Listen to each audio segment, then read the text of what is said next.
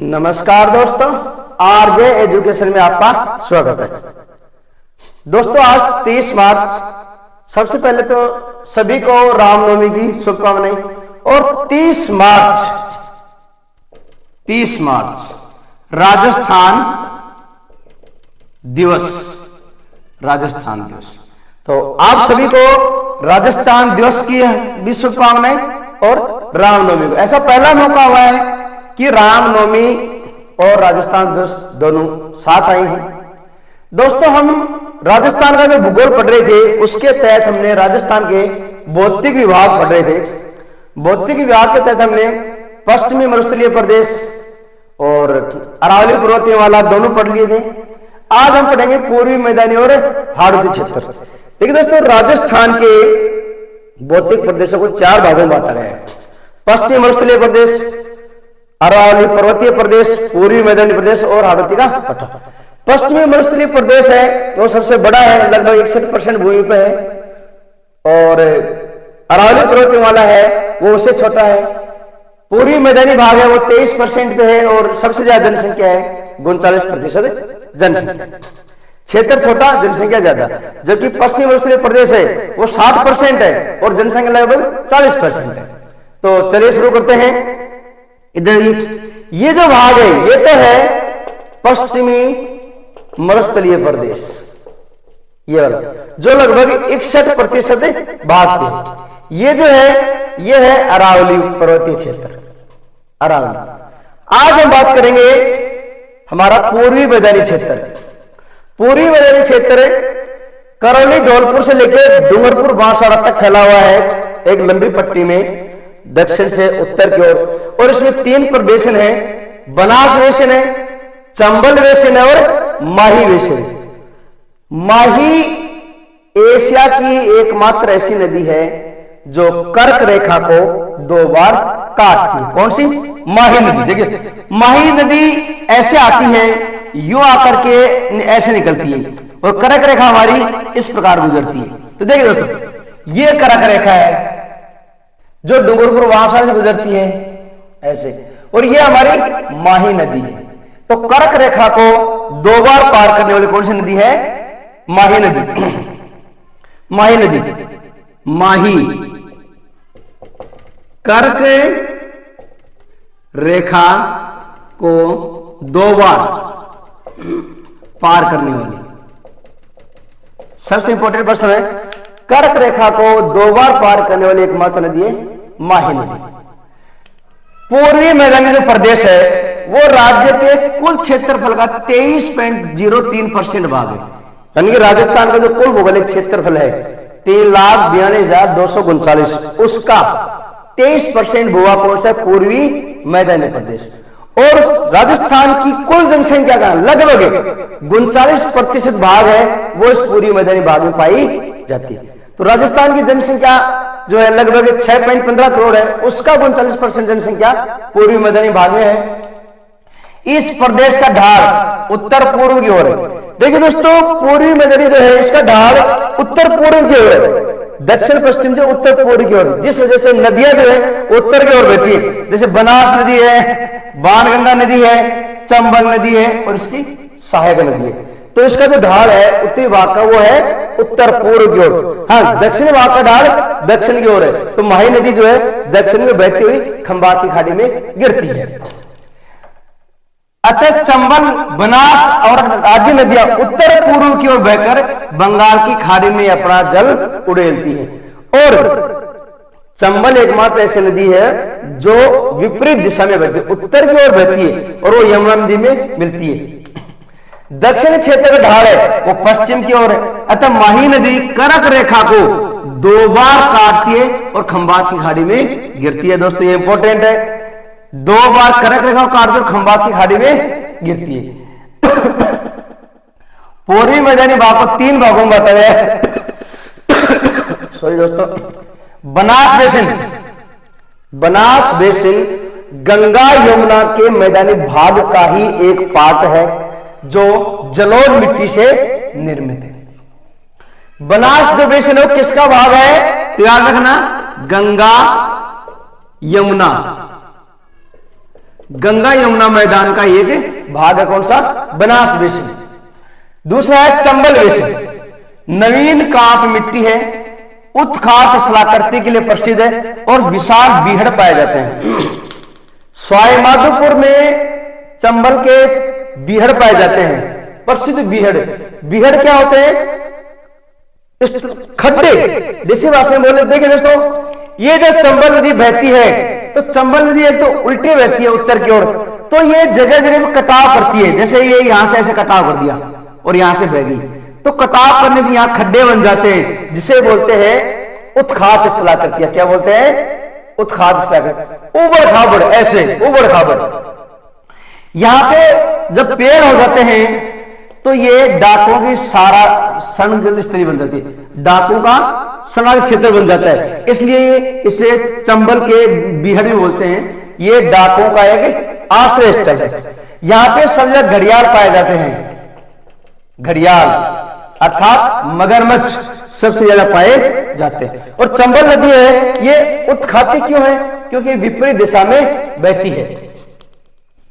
अनियमित उच्च भूमि को डांग बोलते हैं। वो आ गया। चंबल के जो बीहड़ है उसे डांग भी कहा जाता है।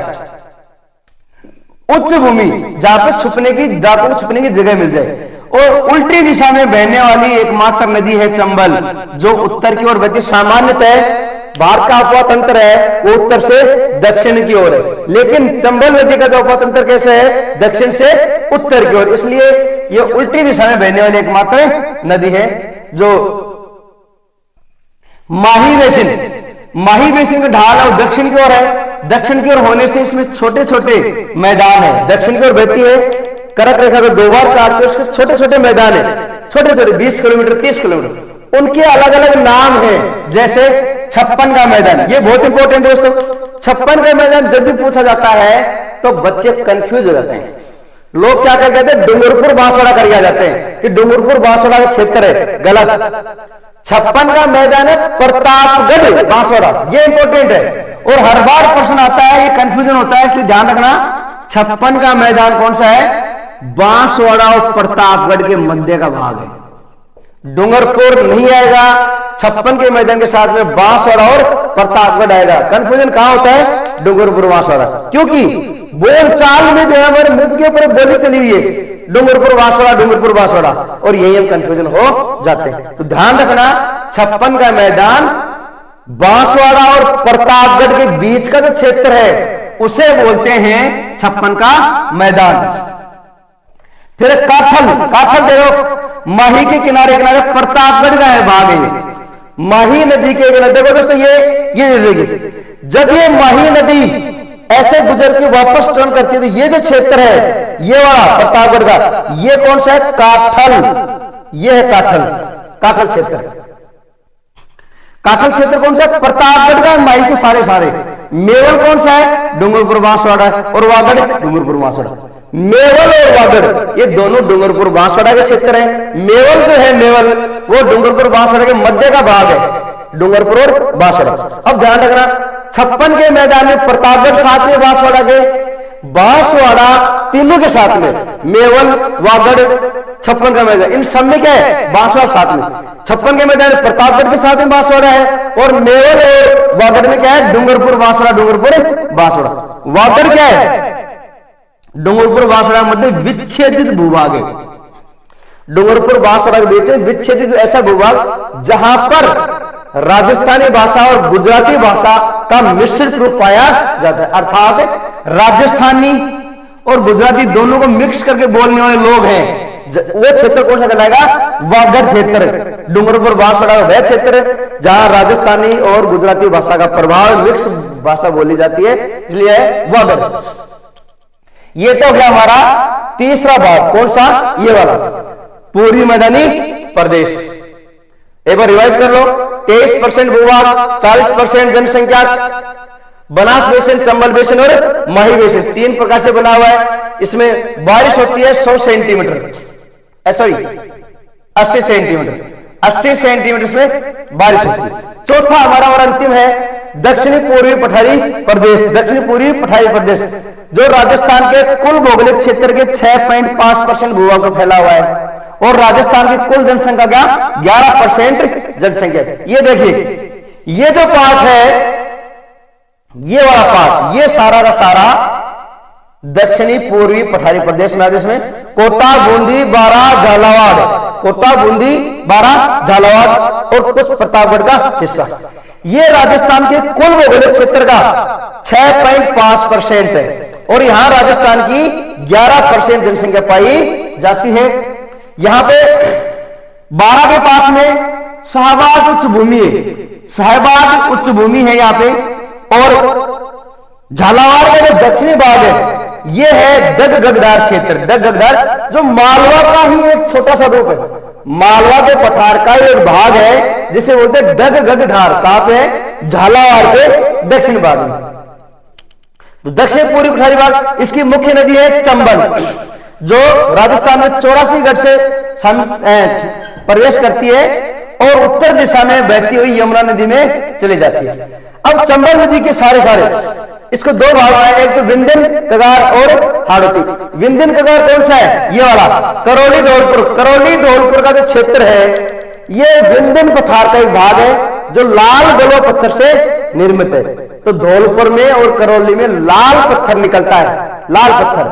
और आपको पता लाल पत्थर से ही बंसी, यह पहाड़ का नाम है बंसी पहाड़, जिसे श्री कृष्ण का मंदिर बना है, इसलिए यहां के लोग बोलते हैं बंसी वाले की जय। लाल पत्थर कहां मिलता है? धौलपुर और करौली, धौलपुर और करौली। विंध्यन कगार बलुआ पत्थर निकलता है, लेकिन कौन से जगह? विंध्यन कगार। ये तो उत्तरी भाग हुए। दक्षिणी भाग कौन सा है? हाड़ौती का पठार या मालवा का पठार। देखिए लावा से निर्मित है और काली मिट्टी पाई जाती है। दक्षिणी पूर्वी पठारी भाग में यहां कौन सी मिट्टी पाई जाती है? काली मिट्टी पाई जाती है। तो काली मिट्टी पाई जाती है तो गन्ना, कपास, अंगूर, संतरा आदि की खेती की जाती है। काली मिट्टी है, काली मिट्टी से युक्त पठारी भाग है और सबसे ज्यादा बारिश होती है। राजस्थान के हाड़ौती के पठार में सबसे ज्यादा बारिश होती है 100 सेंटीमीटर वार्षिक, 100 सेंटीमीटर वार्षिक, 100 सेंटीमीटर वार्षिक। ढाल कैसा है? दक्षिण पश्चिम से उत्तर पूर्व की ओर, यानी कि नीचे से ऊपर की ओर है। दक्षिण पश्चिम से उत्तर पूर्व की ऐसे, तो ये है दक्षिण पश्चिम और ये यूं जो है उत्तर पूर्व की ढाल है। इस वजह से चंबल नदी जो है वो दक्षिण से उत्तर की ओर, उत्तर पूर्व की ओर बहती है। इसके दो भाग है, विंध्यन कगार। विंध्यन कगार कौन सा है? धौलपुर और करौली वाला, धौलपुर और करौली वाला। और यहाँ पे लाल बलुआ पत्थर निकलता है, लाल बलुआ पत्थर निकलता है करौली और धौलपुर में। दूसरा पार्ट है हाड़ौती क्षेत्र, कोटा, बूंदी, बारा और झालावाड़। कोटा, बूंदी, बारा, झालावाड़। यहाँ पे मालवा का जो पठार है उसका भाग है। हाड़ौती का पठार है, ये किसका भाग है? मालवा के पठार का, मालवा के पठार का। और झालावाड़ के दक्षिण क्षेत्र में है डग-गगधार उच्च भूमि। देखिए तो यहां पे बूंदी के अंदर एक प्रसिद्ध पर्वत है आडावाड़ा पर्वत, आडावाड़ा। और बूंदी से आगे कोटा में है चंदनवाड़ी पर्वत, कोटा में है चंदनवाड़ी पर्वत। तो आडावाड़ा बूंदी में है और मुकुंदवाड़ा की पहाड़ियां है। कोटा, बूंदी और झालावाड़ में जो फैला हुआ है, विशेषकर कोटा और झालावाड़ में फैला हुआ है मुकुंदवाड़ा की पहाड़ियां, मुकुंदवाड़ा हिल्स, जहां पे हमारा राष्ट्रीय अभ्यारण्य भी मुकुंदरा हिल्स जो है यही पे है। काली मिट्टी पाई जाती है, काली मिट्टी के जैसे गन्ना, कपास, संतरा, अफीम, अंगूर आदि की खेती की जाती है। प्रतापगढ़ और चित्तौड़गढ़ में सबसे ज्यादा खेती की जाती है अफीम की, अफीम की खेती। कहां पे? प्रतापगढ़ और चित्तौड़गढ़ में। सर्वाधिक आर्द्र क्षेत्र, देखो राजस्थान का सबसे आर्द्र क्षेत्र कौन सा है?